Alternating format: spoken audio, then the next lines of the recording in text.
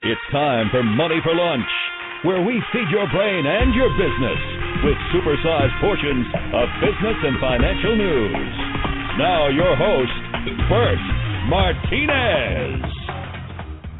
Hey guys, it's actually me. I'm back. It's been a wild, crazy week. Tune in Monday through Friday here on Money for Lunch and check out our website at moneyforlunch.com. My next guest is the legendary Sarantos. Sarantos is finally releasing his long-awaited and eagerly anticipated first solo artistic music album on November 18th of 2014. Sarantos' music has received rave reviews so far, and he relishes the chance to pursue his lifelong dream. Sarantos' unique sound has been best described by industry insiders as an emotionally powerful vocal style, masterfully united with music that is fusion of classic 80s rock blended with modern soft rock and pop music. There will be plenty of continued buzz throughout the year. A new song will be released on the first Tuesday of every month, and then a new music video on the second Tuesday of every month, and a new funny video of the month on the third Tuesday of every month, and then a new whiteboard video on the fourth Tuesday of every month, and then 33% of the music-related sales are going straight into charity. Sarantos, welcome to Money for Lunch. Thank you for having me. I appreciate it. You bet. All right, so let me ask you this. What first got you interested into becoming a singer? I think, my passion for music really began before I even knew what the word passion meant. I began writing lyrics as a small child while people watching in my family's restaurant. And, of course, back in those days, I wasn't always working. I was trying to help out wherever I could as a cook, dishwasher, waiter, whatever I could. But whenever there was any downtime, I had just a piece of paper or a loose leaf sheet or even a napkin, and I would just start writing lyrics. I think I struggled initially to really figure out how to write lyrics. Obviously, no one taught me, but I think by the time I got into fourth grade, the songs actually started making sense, and technology has obviously evolved a lot since then. So now, instead of carrying a notepad, I carry on my iPhone, and wherever and whenever the inspiration strikes, I just usually start jotting down some lyrics and putting a song together. I love it. What fascinates me is that you started on your own, nobody to show you how, and you really started at a very, very young age. I just find that fascinating that obviously you were born to be involved with music. It was just a very natural thing for you. I do think so, and I really feel like my upbringing had a lot to do with that too, because my parents always encouraged listening to music, dancing, even singing, and it's just something that I always did, and I never really thought it was wrong or abnormal, and they never had a problem with it. Yeah. All right, let me talk about this. Give me a person who has influenced your music, and tell us why. I think on the personal side, probably my biggest inspiration is my dad. He was such a source of willpower and stamina, and throughout my entire life, he really has been my biggest role model. I think a lot of other people embrace like athletes or movie stars or famous people as their role models, but for me, it was very simple. It was always about my dad. I really always tried to emulate him and be like him more than any other person. On the music side, obviously I do have musical role models, and a lot of the classic 80s bands from, Survivor, Journey, Def Leppard were musical inspirations also. Yeah. You know what, and I think it's great that you guys had that relationship, talking about you and your dad, that you had that relationship and that he had that impact, on your life, because so many of us fathers, we forget that our sons and our daughters are watching us and they're absorbing us, even though we think maybe they're not listening. But here you are, you lovingly, talk about your father as being this massive impact in your life, and it just goes to show you that, again, how important it is to have that in our lives. I think it's great. That's a fantastic tribute. I completely agree. And, just for your listeners, too, just to preface that my father worked nonstop in the restaurant business, and I wasn't one of these kids that saw his father all the time. So I tried to, and my father too, you know, he tried to make it quality time. So I don't think, you know, for some of the listeners out there that means you have to spend 20 hours a day with your father or your parent, but I think whatever they can give you, I think you should take anything you can from them. Yeah, no, I love that. Let me ask you this real quick. Being that you're in the music field, what aspect of making music excites you most right now? There, you know, like any industry, I think it's going to go through its ups and its downs, and I personally do feel like the music business is struggling right now. I totally get and I understand why people pirate music. They want it for free. On the flip side, as an artist, I do understand that side of the coin where people do want to be paid 99 cents for a song because you've poured your heart and soul, you poured your energy into it, and you put so much time and effort into it. And no matter how talented you are, you do kind of understand that side of it too. And that's not to say that we don't give free downloads and free songs and instrumental versions and different things to try and encourage fans to be your fan. But the one thing I've really learned to come to appreciate is how big the machine is. I never really understood this until the last couple of years. Labels pour a tremendous amount of money into artists, and ultimately they're a business. So they do have to make money somehow, and I know that the digital age is upon us, and CDs are kind of on the way out, and CD sales are down. But for me personally, I love CDs. I think they're nostalgic.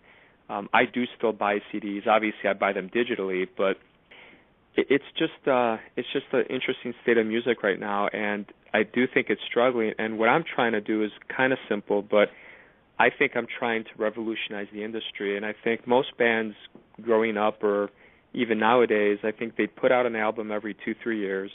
They'd promote it a little bit, then you wouldn't really hear about them. And I think on that album they might have had 1 or 2 hit songs. What I'm trying to do is I'm trying to stay in touch with the fans constantly.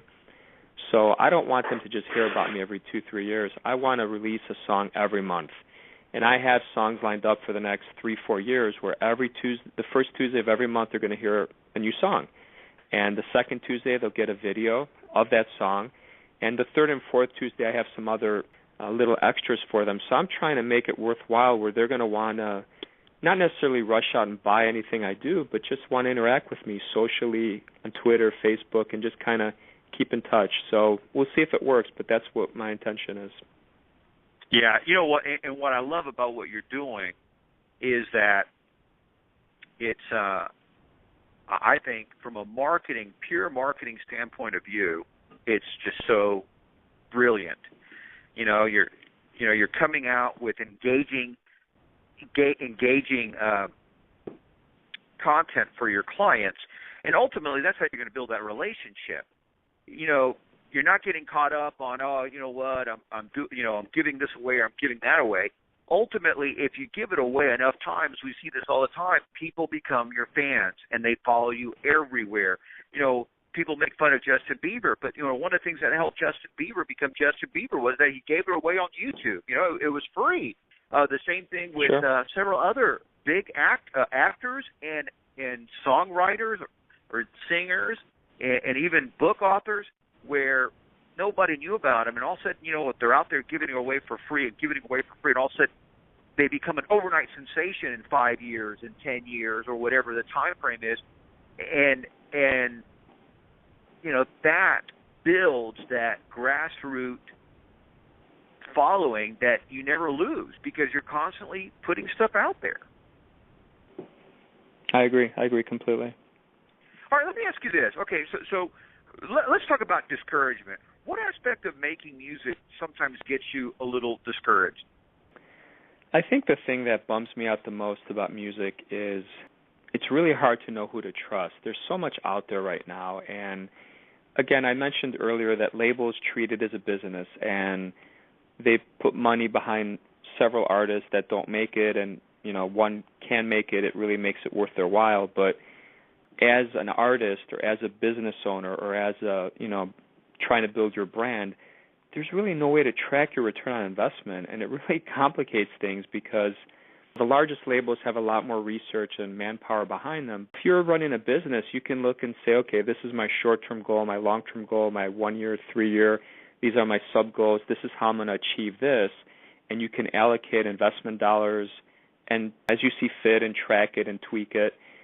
In music is just this one big area that unless you're a label and you can spend $350,000 for 1 year to get one song radio airplay in the United States, you're out of luck. And right. As an independent artist who's unsigned currently, obviously all this stuff can get very expensive. From an artist's point of view, to make your music, to master it, to mix it, to do all this, forget about your time, because ultimately if you love it, you're going to do it, and whether it's 2 o'clock in the morning, you don't look at the clock. You love doing it and you just do it, but to really promote yourself on the internet, on MTV, on TV, print, how can you track it? You know, if you're a big label, you have some marketing dollars to do it, but it's unlike every other industry out there. That's probably the most discouraging thing to me, where, you know, you can't really figure out where to put your money, and there's a bunch of people out there trying to tell you what to do. And if you look on YouTube or you look on, everyone's got advice of how to make it in the music business, and 99% of it is just not true, or just everyone's trying to sell you something, and it's just very discouraging.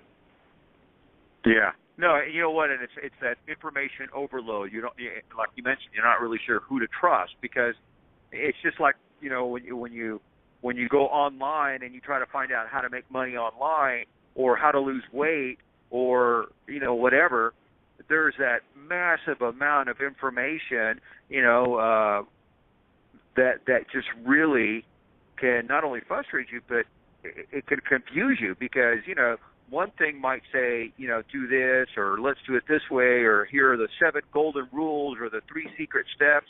And so sometimes there's not a consensus as how to do something. And I think that can be so discouraging, right? Yeah, absolutely. All right. Let me ask you this. I talked a little bit about your sound in the top of the segment. I want you to describe your sound to me. Give me some, you know, if you were going to describe your sound, describe it to me. What is it? I think, you know, to be quite blunt, the way I think about my music is classic 80s rocker who got into a time machine, came to today's day and age, stayed here for 6 to 12 months, played music, wrote songs, wrote music, and after 6 to 12 months in today's day and era, you have me. And that's kind of, I think, the best way to describe it. I think it's a fusion of classic 80s rock blended with modern soft rock and pop music. And that's probably the simplest way I can describe what I'm trying to do and what I feel I'm accomplishing with my music. I love it. You know what I'd love to do, Sarantos, is I'd love to bring you back, and maybe when you come back the next time, we'll actually play one of your songs. Would you be open to that? Absolutely. Yeah, absolutely. A new song just came out on Tuesday called Back and Forth, and I don't think we mentioned this earlier, but they can listen to all my songs for free on my website, on YouTube, as each one's released. So definitely they can take a free listen. Great. And where's the website at? The website is www.melogia.com. Melogia.com, and then my name is Sarantos, and if you look me up on Facebook, Twitter, YouTube, Sarantos Music, we're on the top of every search engine, and they can take a listen. I love it. Sarantos, thank you so much for stopping by and sharing. Cannot wait to have you back and listen to some of your incredible music. Thank you again for stopping by. Sure. Anytime. Thank you. Have a great day. You bet. Guys, we're off and running. We're going to be right back with... All right, guys, we're off and done. Great stuff there. I mean, it just goes to show you, be cool, make money. It isn't that hard. And, guys, we always appreciate you here on Money for Lunch. Check us out on Facebook and on Twitter. We'll see you here tomorrow. Tune in Monday through Friday here on Money for Lunch. And check out our website at moneyforlunch.com.